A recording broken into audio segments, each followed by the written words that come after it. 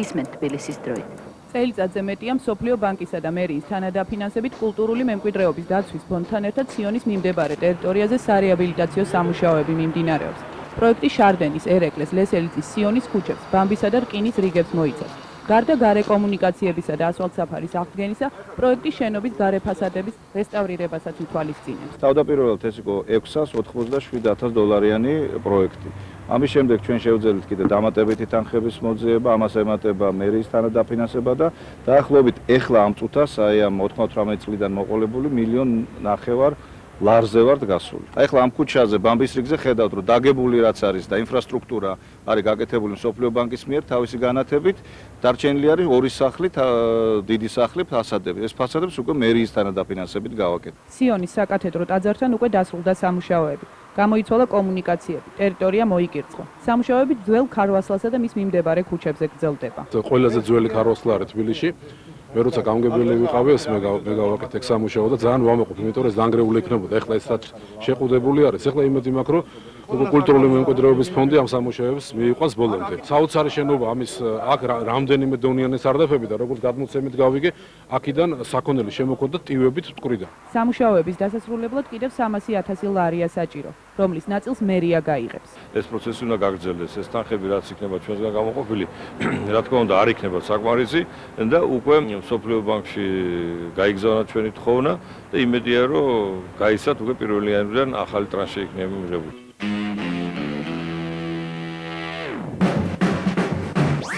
ოთხშაბათს დღეს ქალაქის არქიტექტურის სამსახურში თბილისის ისტორიული ცენტრის დეტალური დაგეგმარების პროექტის განხილვა მიმდინარეობდა. პროექტი არქიტექტურის სამსახურის მიერაა დამუშავებული წელიწადნახევრის ინტენსიური სამუშაოების შედეგად. არის საკმაოდ მაღალ დონეზე გაკეთებული დოკუმენტი, აქ არის ცენტრის დეტალური დაგეგმარების პროექტი, რომელიც უამრავი კომპონენტისგან შედგება, ეს არის ძირითადად, ცხადია, საყრდენი გეგმა, შემდეგ არის ტრანსპორტის სქემები, დატანილი არის, თქვა, ცალკე არის ავარიული სახლები აღწერა, არის ისტორიული ძეგლების აღწერა, არის სარეკონსტრუქციო უკვე განახლებული და გამაგრებული, არის გამწვანების სქემები, ეკოლოგია, ცხადია, სოციალური ინფრასტრუქტურა, მიწისქვეშა კომუნიკაციები დატანილი. უზარმაზარი სამუშაოა და ეს უნდა იყოს პირველ რიგში აი ჩვენი სამსახურისთვის საყრდენი დოკუმენტი, რის მიხედვით შეიძლება განვითარდეს ამ ტერიტორიებზე შენება და განხორციელდეს შენება. ჩვენი სამსახურიდან თქვა ამ ეტაპზე ახლა ჩვენ ისე ტაბუდადებული ტერიტორია გვაქვს, ამაზე ნებართვების გაცემა აკრძალული არის, რაც მე დავინეშტე, აუძალეს თუ არ იქნება შეთანხმებული კონკრეტულად დეტალური დაგეგმარების პროექტის ავტორებთან. დამუშავდა თბილისის ისტორიული ზონა, ისანი,ავლაბარი, კალაუბანი, მთაწმინდის ნაწილი. ახლა საჭიროა მისთვის სასაქონლო სახის მიცემა, საჭიროა მისი დაბეჭდვა და აკინძვა. ანუ რეალური თანხები. ნებისმიერი ტერიტორიული ერთეულისთვის ქვეყანა იქნება თუ ქალაქი იქნება თუ რაიონული ცენტრი იქნება. მისი ბიუჯეტი რის მიხედვით უნდა დაიგეგმოს. რომ ვიღაცა თქვა მაღალჩინოსანი დარეკასო ჩემ ქუჩაზე ასფალტი დამიგებო, მაგითი უნდა იყოს თუ ობიექტური რეალობიდან გამომდინარე, რომ თქვა აი გამოჩნდა პირდაპირ ყველასთვის ნათელია, რომ სამების ტაძარი რომ შენდება, იმასთან მისასვლელი გზები არ არის. და ბიუჯეტი უნდა ჩაიდოს, რომ კიბარჩიჩის ხევში, ახლა ახლდიანის ხევი არის, ვარათაშვილის ხიდიდან პირდაპირ გასვლელი და გავაკეთოთ, რომ შევუერთდეთ საანგელოს ქუჩას და მომავალში მერე კახეთის გზატკეცილს. რომ აქედან უნდა დავეტვით, აი სხვანაირად მაშინ რა ვქნათ? სამების ტაძარი დაამთავრა და მისასვლელი გზები არ ქონდეს? ეგ უნდა გაკეთდეს. ეს არის აი კონკრეტული თქვა შემთხვევა, რომელიც განსაზღვრული არის და უკვე შესწავლილი და ექსპერტიზა გავლია, რომ აი ეგ მეურნეობა გასაკეთებელია, აი ის უნდა ჩაიდოს ბიუჯეტი. ეს უნდა გაიწეროს თქვა წლების განმავლობაში და ეს დეტალური დაგეგმარების პროექტი თქვა ამის შესრულება, ეს არ უნდა იყოს მარტო ისეთი რა ფურცელზე დატანილი. კეთდება პროექტი ისტორიული ზონის რეკონსტრუქციის, რეგენერაციის, აღდგენის, შესრულის გასაგებად. რომ მომავალში ჩვენ ხელთ გქონდეს უტყუარი მონაცემები ისეთი ისტორიული უბნებისა, რომელიც ყოველდღიურად გვეცლება ხელიდან. ამის აღწერას კი თანხები სჭირდება, რომელიც ქალაქის ბიუჯეტიდან უნდა იყოს გაცემული. სამშაბათ დღეს საკრებულოს თავმჯდომარემ ამერიკის შეერთებული შტატების ელჩი რიჩარდ მაილსი მიიღო. შეხვედრა გაცნობიტი ხასიათის იყო. ზაზა ბეგაშვილმა ელჩი იმ პრობლემებზე ესაუბრა, რომელიც თბილისში რეალურად დგას. ინფორმაციის გაცვლის გარდა საკრებულოს თავმჯდომარემ რიჩარდ მაილსისგან რამდენიმე რჩევაც მიიღო. ის გაკეთებას ვაპირებთ თბილისის საკრებულო, ის გაკეთებას ვაპირებთ ქალაქში ზოგადად, მე ვგულისხმობ წესრიგის კანონიერების დისციპლინის დამყარებას ქალაქში, ბრძოლას კორუფციასთან, ბრძოლას იმ პრობლემების გადასაწყვეტად, რომელიც ამდენი წელს განმავლობაში თბილისში გროვდებოდა. ჩემთვის ძალიან მნიშვნელოვანი დღეა დღეს, იმიტომ რომ ყოველგვარი გადაჭარბების გარეშე შეიძლება ითქვას, რომ ამ პიროვნებას და ამერიკის შეერთებული შტატებს მთლიანად მიუძღვით განუზომლად დიდი ღვაწლი იმაში, რაც საქართველოში ბოლო პერიოდში განვითარდა. ჩვენ ყოველთვის ჰქონდა მათი დახმარების იმედი და დღეს გაათმაგებულად გვაქვს ამისი იმედი. სამომავლოდ შესაძლებელია თბილისში ამერიკის მხრიდან რამდენიმე საინტერესო პროექტიც დაფინანსდეს. ორშაბათის ტრადიციულ თათბირზე დედაქალაქის მერის გამოსვლიდან დასუფთავების თემას გამოვყოფთ. აუცილებელია ურნები, ბუნკერების გამოტანა და ახალი კონტეინერების შეძენა. გამგეობებთ ბიუჯეტში კიდევ თქვენეს თანხები, შეიძინეთ რამდენიც გნებავთ, წესით ყველას ხელშეკრულება უნდა ქონდეს გაფორმებული, მაღაზიიდან დაწყებული, იურიდიული და ფიზიკური პირი დამტვრებული და ერთხელაც სამუდამოდ ეხლა ახალი გამგებლები ხარ, თუ თქვენ ამას მიაღწევთ, რომ ამათმა ხელშეკრულებები გაგიფორმონ, ნარსია გათვლები ყველაფერი გაკეთებულია, წარმოიდგინეთ ეს თანხები თქვენ დაგიჯდებათ ანგარიშებზე და მაშინ ტექნიკასაც შეიძენთ, ძარასაც იყიდეთ და დასუფთავება რაიონში უკეთესად იქნება, ვიდრე გასულ წლებში იყო. გასულ კვირას თბილისის მთავრობის ვიცე-პრემიერმა კახა შენგელიამ თბილისთან დაძმობილებული ქალაქ ნანტის დელეგაცია მიიღო.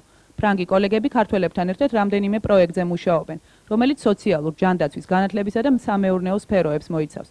კონკრეტულად ეს დელეგაცია განათლების მუშაკებისგან შედგება და ისინი იმ სკოლებში იმუშავებენ, სადაც ფრანგული ენა ისწავლება. ფრანგულის სწავლების გაძლიერებას ჩვენს ქართულ სკოლებში და არა მარტო ქართულ სკოლებში, ფრანგულ სკოლებში ჩვენ თბილისის და ასე ვთქვათ, განათლების მუშაკების მომზადებას და პლუს კიდე გაზიარებას იმ გამოცდილებას, რაც გააჩნია თუნდაც ქართველებს და თუნდაც ფრანგებს. გარდა ამისა, პროგრამა სკოლების ლიტერატურითა და ტექნიკით აღჭურვას მოიცავს. დაფინანსებას მთლიანად ნანტის მხარე უზრუნველყოფს. გასულ კვირას მერიაში გერმანიის ტექნიკური დახმარების საზოგადოებამ და საკრებულოს წევრებმა ჟურნალისტებსა და არასამთავრობო ორგანიზაციებს ახალი პროექტი წარუდგინეს, რომელიც მრავალსართულიანი სახლების მიმდებარე ტერიტორიის დამაგრებასა და ამ კორპუსებში ამხანაგობების შექმნას მოიცავს. ეს პროექტი თბილისის რამდენიმე საცხოვრებელ კორპუსში უკვე გახორციელდა. ამ პროექტით მიწას თავის რეალური პატრონი უჩნდება. მობინადრეთა ამხანაგობების შექმნის შემთხვევაში მოსახლეობა თავად მოაწესრიგებს კორპუს გადახურვიდან დაწყებული ეზოს დასუფთავებით დამთავრებული. გარდა ამისა, თავად მოსახლეობა გადაწყვეტს, თუ რა უნდა გაკეთდეს თავიანთ საკუთრებაზე. მოსახლეობა, რომელიც რეალურად ჩამოაყალიბებს ამხანაგობას, რეალურად იქნება მესაკუთრე მიწის, შენობის და ასე შემდეგ, ქალაქის ხელისუფლების მიერ ექნება დახმარება რაღაცა თანხის სახით და ამ თანხას უკვე თვითონ განკარგავს, თვითონ გადაწყვეტს ააშენებს იქ საბავშვო მოედანს, გააკეთებს ლიფტს თუ სახურავს. ეს არის რეალური თვითმმართველობა უკვე ადგილებზე დასული, ეს არის ერთადერთი სწორი გზა მთელ მსოფლიოში. ამ პროექტზე რამდენიმე წელია მუშაობს გერმანიის მთავრობის ტექნიკური დახმარების საზოგადოება. პროექტი კორპუსის მიმდებარედ მიწების აზომვებსა და კონკრეტული ტერიტორიის საკადასტრო რუკაზე დატანას მოიცავს. ეს პროცესი ფასიანია, თუმცა გერმანელი დონორების დახმარებით თბილისის 70% უკვე მოცულია. მიწას ვაძლევთ აბსოლუტურად უფასოდ. ამ ეტაპზე არის რეგისტრაციის გადასახადი თანხა გადასახდელი და თქვათ პროექტის გასაკეთებელი თანხა, ესეც არ წარმოადგენს ისეთ უზარმაზარ თანხას, ესე ვთქვათ, მე ვცდილობ ყოველ შემთხვევაში, რომ მომავალი წლის ბიუჯეტში ეს თანხაც აისახოს, რომ მოსახლეობა მთლიანად განთავისუფლებული იქნეს, ანუ გადასახდელი არ გქონდეთ არაფერი. თუ გაქვთ სურვილი თქვენს კორპუსთან არსებული მიწის ნაკვეთი საკუთრებაში დაიკანონოთ, საერთო განცხადებით რაიონის არქიტექტურის სამსახურს მიმართეთ. პროცედურა ძალიან მარტივია.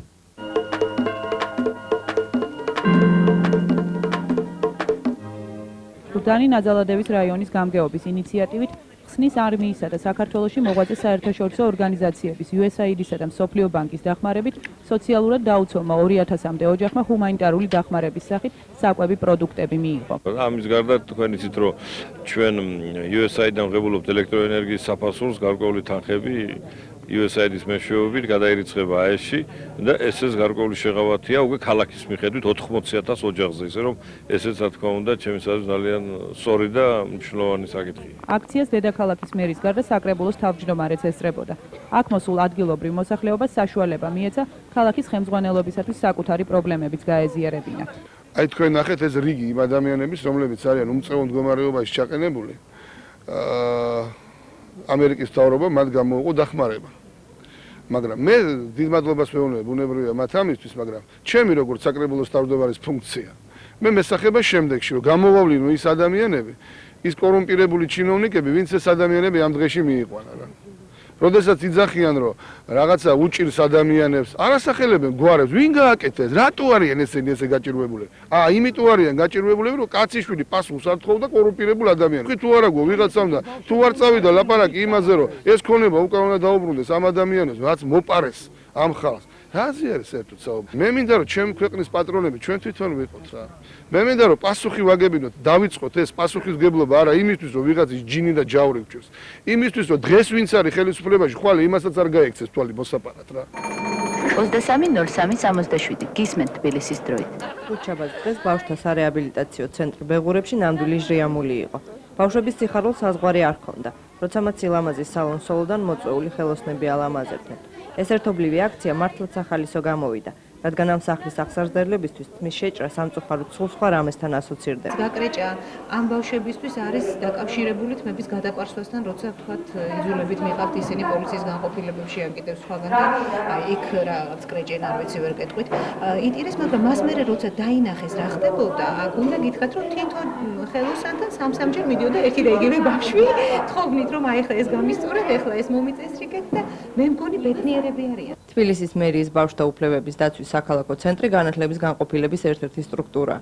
მისი მუშაობის ასპარეზი მრავალფეროვანია და ამიტომ ეხებიან ისეთ პრობლემებს, რომელიც განსაკუთრებულ მდგომარეობაში მყოფი ბავშვებისთვის არის არსებითი და ეხმარებიან მათ გარკვეული პრობლემების გადაჭრაში. ჩვენი ბენეფიციარები არიან სკოლების მოსწავლეები, საბავშვო ბაღის ბავშვები, ბავშვები ქუჩიდან, ბავშვები განთავსებული ავჭალის აღზრდელობით დაწესებულებაში და ის ბავშვებიც, აი წელს პირველად გავბედეთ ჩვენ კონტაქტი და ისეთი დიდი საქმის დაწყება, როგორიც არის მეხუთე იზოლატორში განთავსებული 59 არასრულწლოვანის ბედით დაინტერესებული. ერთ-ერთი ნაწილი ამგვარი საქმიანობისა ბეღურებშიც განხორციელდა.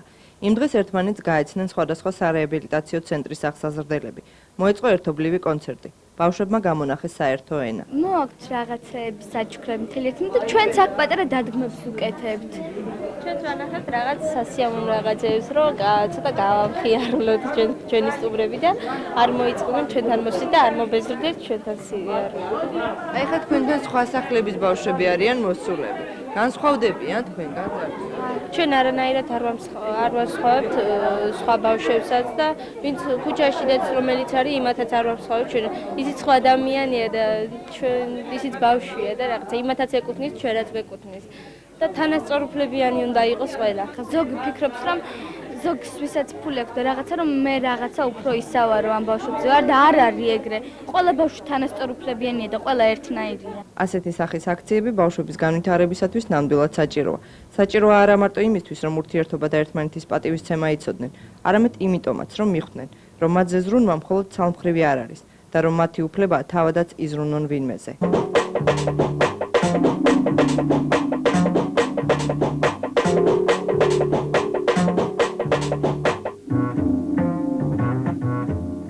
ტრაფიკინგის ანუ ადამიანებით უკანონო ვაჭრობის შესახებ ჩვენი გადაცემა ხშირად საუბრობს.